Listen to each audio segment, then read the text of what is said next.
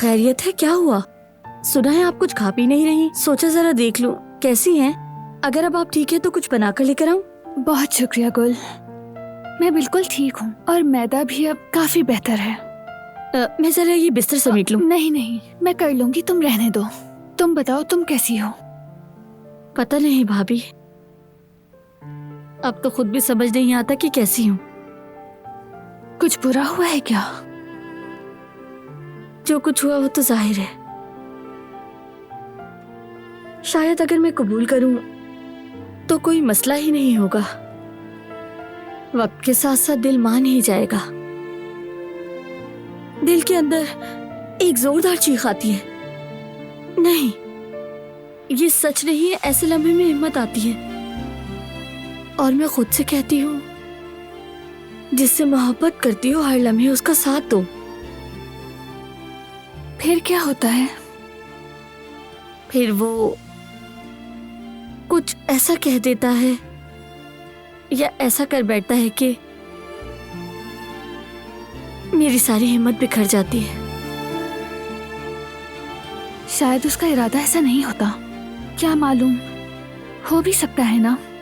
हाँ, मैं भी कभी कभार यही सोचती हूँ, लेकिन फिर दिल में सवाल उठता है, अगर ऐसा है तो फिर वो ऐसा क्यों कहता है, ऐसा क्यों करता है?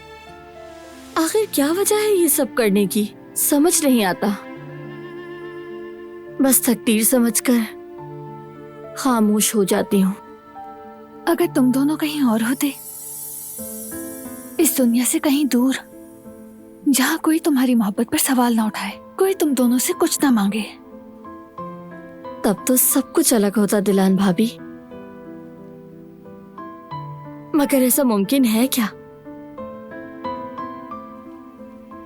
मुमकिन नहीं। हमें तो इसी दुनिया में ही रहना है, दोस्तों के साथ, दुश्मनों के साथ भी।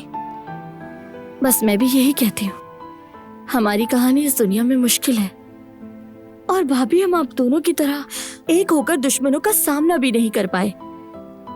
मैं उसे ये तक ना कह सकी कि मैं उसे कितना चाहती हूँ। मुश्किल होता है ना, रोज उसे देखकर ये ना कह सकना कि मुझे तुमसे मोहब्बत है। बहुत मुश्किल। और सबसे ज्यादा मुश्किल ये जाहिर करना है कि जैसे आपको मोहब्बत ही नहीं है। कभी तो दिल करता है झपट के उसे गले लग जाऊं, चाहे कुछ भी हो जाए। लेकिन ऐसा नहीं कर सकते। अगर तुम दिल की मोहब्बत को संभाल कर रखो, उससे दस्तबरदार ना हो, तो शायद आज नहीं, लेकिन एक दिन जरूर। इंशाल्लाह। इंशाल्लाह गुल। मैंने आपको थका दिया ना भाभी, तो मैं चलती हूँ ताकि आप आराम कर सके। कुछ भी चाहिए हो मुझे बताइएगा। हर चीज के लिए शुक्रिया गुल। किसी चीज की जरूरत हो तो बिला झिझक कह देना। बहुत शुक्रिया, आप वापस आ गई, यही काफी है। आपकी मौजूदगी ने इस घर की फिजा बदल दी। एक बार फिर खुशामदीद।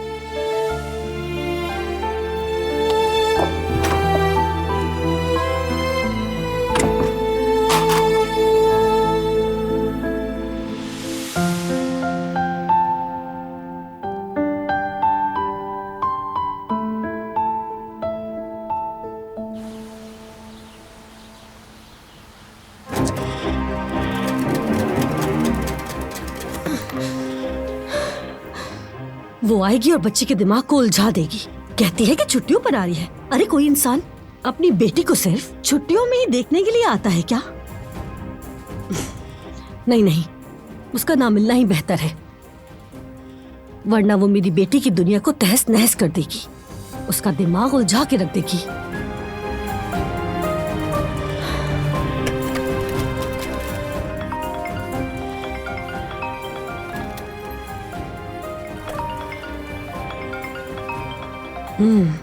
खैर होगी इंशाल्लाह। जवेरिया साहिबा, अस्सलाम वालेकुम। वालेकुम अस्सलाम अलका मैडम। उम्मीद है कि आप खैरियत से होंगी। कहिए क्या बात है? मैं ठीक हूँ, शुक्रिया। मैंने आपको यामूर की वालदा के बारे में इत्तला देने के लिए फोन किया है। अच्छा ये बात है, बताइए, मैं सुन रही हूँ। मरियम खातून ने फोन किया था। वो अपनी बेटी को देखना चाहती थी, मगर आपने उन्हें ना आओ तुम नहीं देख सकती, इस तरह के अल्फाज कहे हैं।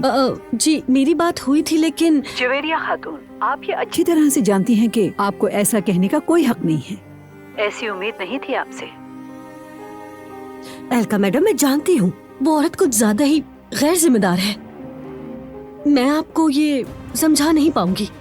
मैंने पहले भी उनसे यामूर को मिलने के लिए कहा था और उन्होंने कहा कि मैं यामूर से मिलना नहीं चाहती। अब जब वो आने का कह रही है तो मैंने उस बच्चे की नफ्सियात को समझते हुए यही कहा था कि शायद यामूर का उनसे मिलना बेहतर नहीं होगा। बस यही कहा था। मैं समझ सकती हूँ जवेरिया साहिबा, लेकिन कवानीन वाज़े हैं। एक माँ से अपने बेटी को देखने का हक नहीं छीना जा सकता। मेरी आपसे दरख्वास्त है कि ये बात यामूर को मुनासिब अंदाज में समझा दीजिए। उसके लिए अचानक मुलाकात करना मुनासिब नहीं होगा। जी जी, मैं बिल्कुल समझ रही हूँ एलका मैडम। मैं नहीं चाहती कि उसे कोई सदमा पहुँचे। आपका बहुत शुक्रिया जवेरिया साहिबा, आइंदा ख्याल रखिएगा।